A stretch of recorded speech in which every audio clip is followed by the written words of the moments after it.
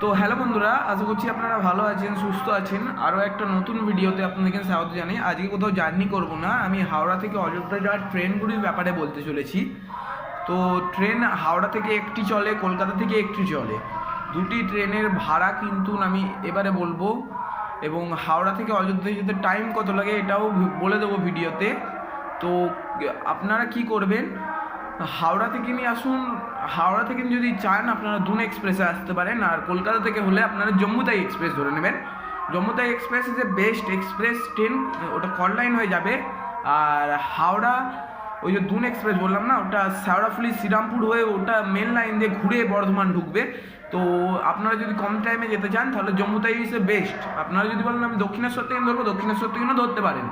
শিয়ালদা থেকে এসে দক্ষিণেশ্বর থেকে ট্রেনটা ধরতে পারেন, দক্ষিণেশ্বর হল্ট আছে ট্রেনটি। কামারকুণ্ডু থেকে না ধরা যাবে। আর আপনারা যদি বলেন আমরা দুন এক্সপ্রেসে যাব, দুন এক্সপ্রেস আপনারা আপনার শ্রীরামপুরে ধরতে পারেন, অথবা চন্দননগর ধরতে পারেন, অথবা আপনারা অন্য কোনো মানে বর্ধমান, পানাগড়, ওই দুর্গাপুর, আসানসোল এই জায়গাগুলো ট্রেনগুলো দাঁড়ায়। তো ওই জন্যই আর কি বলছি, ওখান থেকেও আপনারা ট্রেনটা ধরতে পারেন। তো ট্রেনের ভাড়া দুটোতে 250 টাকা জেনারেলে ভাড়া নেবে, এবং এসি চেয়ার কারে ভাড়াটাও বলে রাখি, এসি চেয়ার কারে ভাড়া নেবে 970 টাকা ইনক্লুডিং জিএসটির সাথে 970 টাকা এসি চেয়ার কারে ভাড়া নেবে।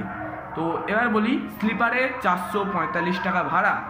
তো আপনারা কিছুই করতে হবে না, আপনাদেরকে যে আগে যদি এসিতে যেতে চান তো দুদিন আগে যে আপনারা রিজার্ভেশন করিয়ে নেবেন।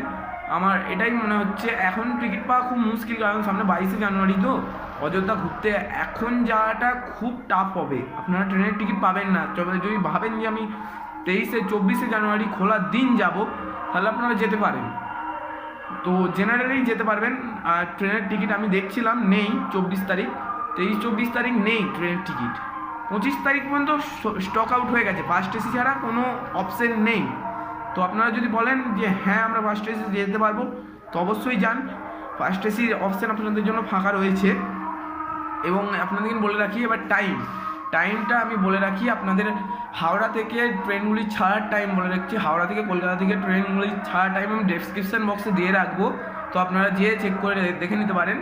তো চলুন বন্ধুরা, এখানেই ভিডিওটা শেষ করি। যদি ভিডিওটা আপনাদের কোনো রকম হেল্প করে থাকে তাহলে আপনারা সাবস্ক্রাইব করে পাশে আসে ঘন্টাকে বাজিয়ে দেবেন, যাতে পরবর্তী আমার এরকম রিলেটেড অথবা ব্লগ রিলেটেড কোনো জায়গায় ঘুরতে যাওয়া রিলেটেড ভিডিও আসে।